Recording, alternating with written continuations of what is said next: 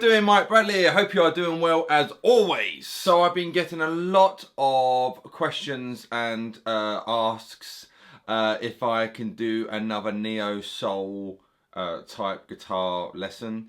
And when I say lots, I mean lots, which is lovely. And I'm glad that you've enjoyed the previous ones I've been doing. If this is your first video of me, there'll be a card popping up right now, and you can go and check out some of the other videos I've done teaching on this subject. So I've quickly just come up with something about 30 seconds before I hit the record button.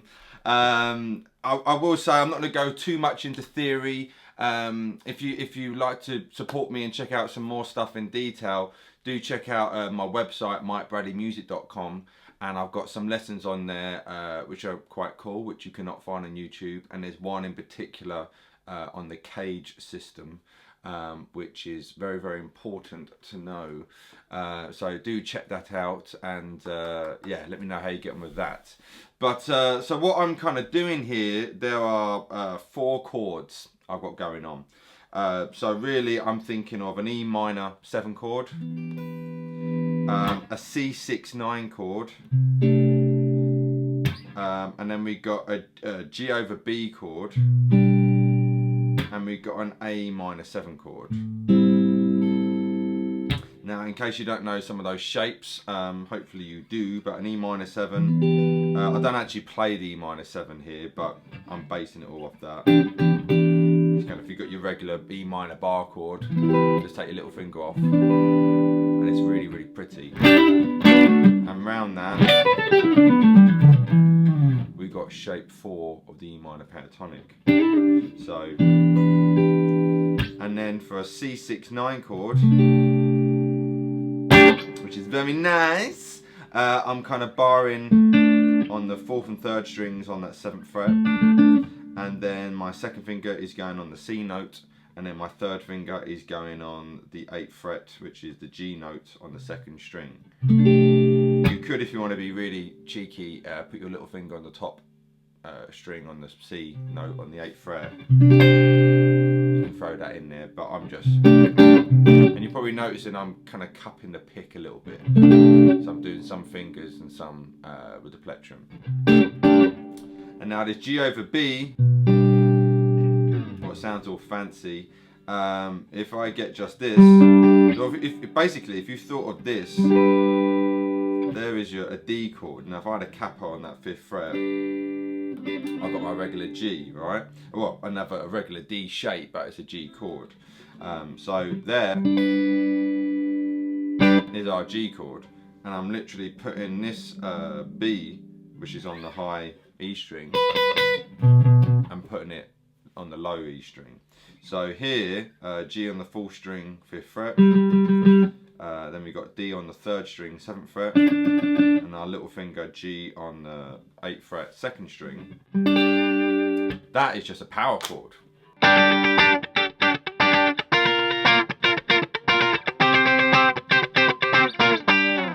Alright, got a good old G power chord going on. But what we're going to do, we're going to throw in our 2nd finger on that B, and we got that.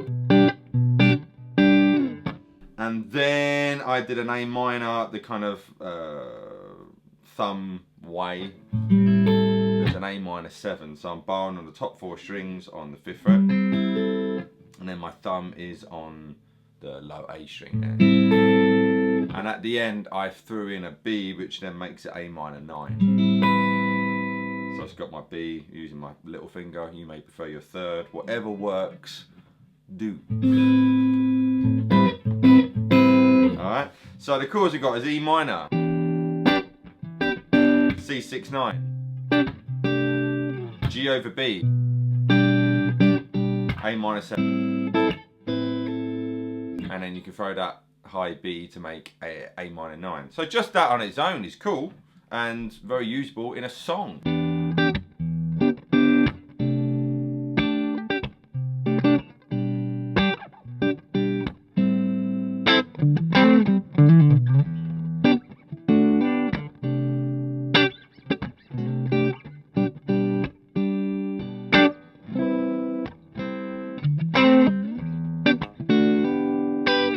So we could just leave it as that, really. You know, that's quite nice. Of course, even just doing that, let's just talk about that for a second. Rhythm and timing. You know, you can get the chords. You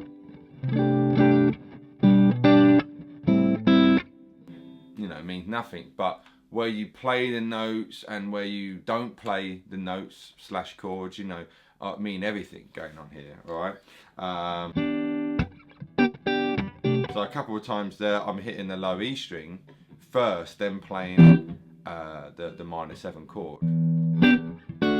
So that's the little cheeky thing, take your second and third fingers off. So that would now be an E over D, and then throw my second and third fingers back on again.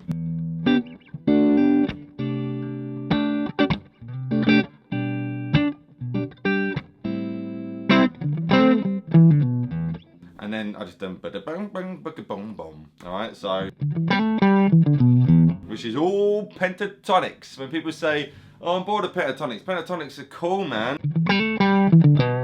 So there, if I do that super slow, hopefully you can pick it up. Don't ask for tabs. Use your ears, boys and girls. Trust me. 5/7, 5/7, shape 3 pentatonic, right? 5/7 on the 5th string, 5/7 on the 4th string, hammering on, back to that G, then E D 7/5 on the 5th string, low B on the 6th string, 7th fret, and then I'm doing an open 6th string. And that low 6th string is then taking me back to the chord, you know, when I said I was letting the open 6th string ring out. But I'm not sitting there thinking, right, okay, I've got 3 and 4 beats, you know, to fill up on beat 3 and beat 4 there. You know, I'm just constantly always aware of the one, you know. And when you're playing the guitar, if it's something like this, or even if you're just, you know, strumming some chords, always move some part of your body. Be tapping your foot or nodding your head or swaying, you know, something. So then you're always aware of the time. And I think a lot of people get lost on that, especially if they want to learn some fast licks or something, and you know, they're just sitting there and trying to get it and kind of unaware of the beat. And with this type of playing, timing is so crucial regardless, you know. But in this you know, genre of guitar playing and genre of music, is very, very important, because the space is everything.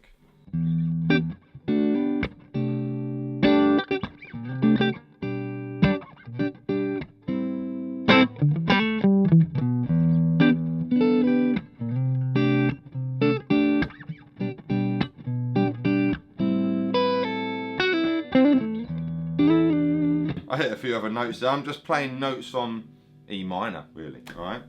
Now, at the beginning, I did some little kind of slidey R&B licks, which I'm trying to remember, actually, because like I say, I made it up just as I hit record.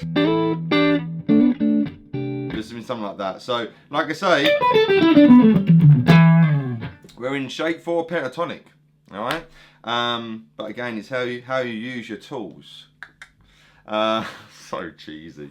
So I'm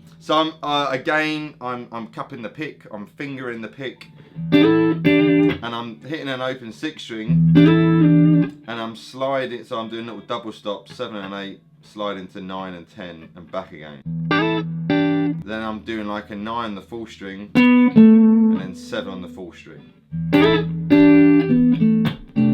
Then getting the 6/9 chord, but nothing is verbatim here. You just got to think 1, 2, 3, and 4. You know, that's where the change is happening. So you can play anything you want. I'm just happening for this moment. 2, 3, 4, 1, 2, 3, and 4, and 1, and 2, and 3, and 4, 2, 3, and 4. It's hard to count sometimes and do it, but I'm constantly aware of that. So I'm just doing little bang, dang, bang, dang, just thinking of drums. So I'm kind of hitting it, stopping it, you know, that's your friend. Kind of taking the pressure off my left hand to get a little bit of a almost chicken pick kind of thing, if you want.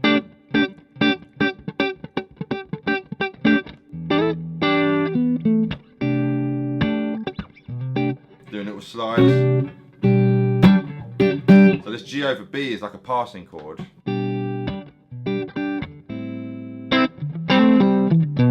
And you can do our little lick we did. Mutes are important as well, put a bit. And kind of, I've spoken about this before, like a triplet kind of feel. 1, 2, 3, 1, 2, 3, 1, 2, 3, 1, 2, 3, boom, that kind of thing, you know.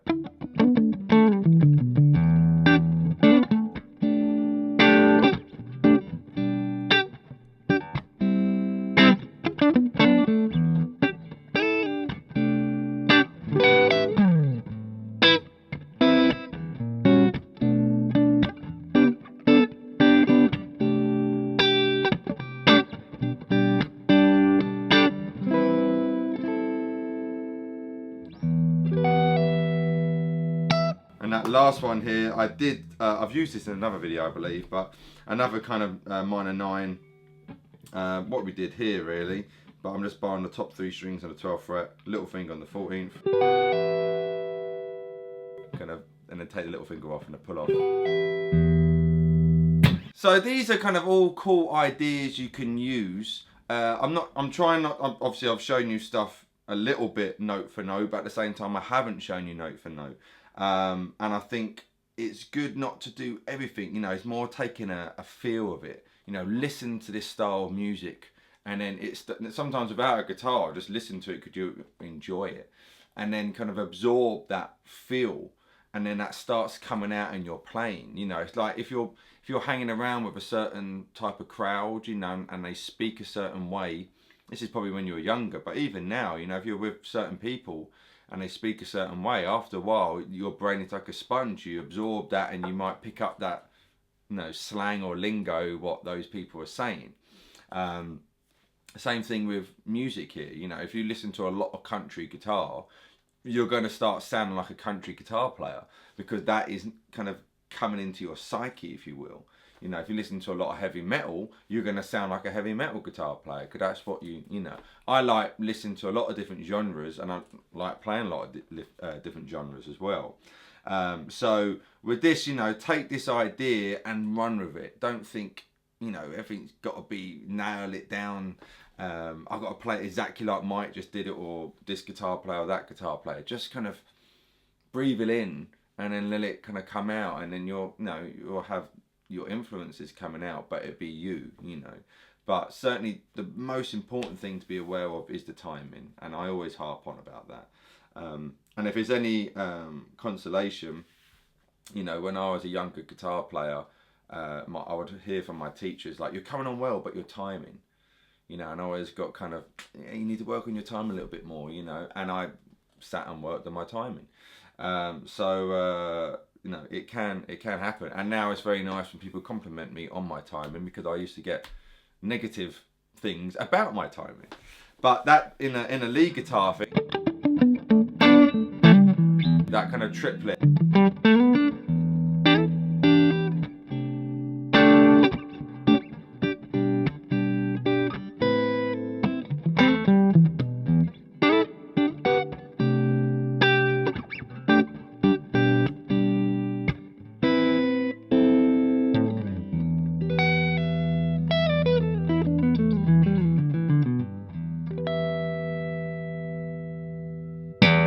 I hope you enjoyed that and get something from it. Just a little, like I say, you got 4 chords there. 4 chords and the truth, baby. And take it, run with it, make it your own. Record yourself, put it on Instagram, tag me in it. It'd be cool to see, you know, as always. Thank you all for your love and support. Like I say, do check out the website for some more lessons. And of course, there's like probably 300 free guitar lessons on my YouTube channel. So do sit and check them out as well. If you want to be really, really cool, you can get a Mike Burley t-shirt. Hope you are doing well as always. And yeah, lots of love, and thank you all for love and support. It means a lot. Anyway, hope you're good and well. I will see you very, very soon. Mike Bradley signing out. Bye! The devil's on my side.